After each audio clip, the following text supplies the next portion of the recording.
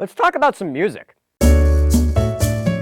Hello everyone, and welcome to a little something different. Most of you probably know me for my sports talk and analysis, which is understandable, considering the fact that I've been doing almost nothing but that on this, not only on this channel, but also for Nightwatch for over a year at this point. Don't get me wrong, I absolutely love talking about sports, but I figured it was time to try something a little bit different, maybe just for this week, and who knows, maybe it'll become more common as time goes by. But this is going to be my first ever album review, so no sports for this week. And what a better place to start than with the supervillain himself. No, not that album. I'm going to talk about something from a little earlier on in his discography. Mic check. No, not that one either. I'm here to talk about his 2003 album, King Geedorah's very own Take Me to Your Leader. Take Me to Your Leader is Doom's second album. However, officially, King Geedorah is the artist credited to this album. Geedorah was the alias used by Doom when part of the Monster Island Czars group. Around this time, Doom was really getting into aliases, as this was also around the point in time where he released the Victor Vaughn albums. He would, of course, continue to make new aliases whenever collaborating with other artists. This left us with names like JJ Doom, Mad Villain, Danger Doom, and many more if you want to dive a little deeper into the lore. The only reason I bring this up is just for clarity's sake, because I'm going to be calling him Doom throughout this review, but just know that this album does not appear on his official discography if you look on Spotify, because it's technically by King Geedorah. Released in 2003, Take Me to Your Leader is one of Doom's most acclaimed albums. The whole record plays like an adventure with a grandiose sci-fi feel to it. A good way to think about it is that what ATL Aliens was to Outkast, ironic enough I'm wearing a shirt right now, Take Me to Your Leader is to Doom. But let's talk about the why of what makes this album work. I think that among the foods and the mad villainies of the world, this album truly does get underrated by the general rap-consuming public and Doom fans as a whole. That's truly a shame, because honestly, I look at this as one of Doom's best endeavors. Many of the features are instant classics, and some of his best instrumentals are used on this project. The use of the lemongrass beat on Crazy World, along with the lyrics from Gigan, is really the perfect example of these elements coming together. This album is also the debut appearance of fan favorite Mr. Fantastic, who only has a few appearances following this, but as always, his feature is one of the best on the album. Okay, real quick. Hold on.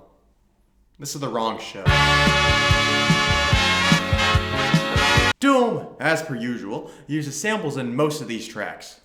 As always, he uses many cartoon and movie samples, specifically from monster movies on this project. These play into the overall theme and storyline of the album. I won't spoil the whole thing in case you want to give it a listen for yourself and you care about something so small like this. The track Fastlane samples both the movie Godzilla vs. Geedorah as well as Hangin' On by Coke Kavadu. Earlier, Elliot mentioned the track Crazy World, which was his personal favorite off the album. And this samples Requiem 820 Latham, a song by The Fifth Dimension. The track Antimatter samples Message from a Black Man by The Whatnots. Many tracks off of this album uses orchestral samples, which give the songs a feeling of grandeur. While this may be a little jarring at first, it is always fascinating. Now, Elliot, it was an absolute joy to be on the episode. Seeing as I love sampling and I love Doom, I was never actually able to talk about it on my show back in the day. So, I'm Ty, and remember, all caps when you spell a man's name. Oh. Okay, thanks Ty, less for me to do I guess. Anyway, Doom, of course, being who he is, takes a backseat on many of these songs. While he produces the whole album, many songs feature other artists more than they feature him. There are even a handful of tracks with absolutely no Doom whatsoever. One example being the track Fastlane, which was written entirely by Curious. While the variety is nice, I can't help but think that the small amount or complete lack of Doom is to the detriment of some of these tracks. At this point in his career, Doom was at his absolute peak, and he seemed almost incapable of writing a bad verse. Even just adding one verse of his to some of these tracks could take him from good to great, in my personal opinion. There are also a couple of lyricless interludes that obviously aren't going to feature any Doom. Luckily, though,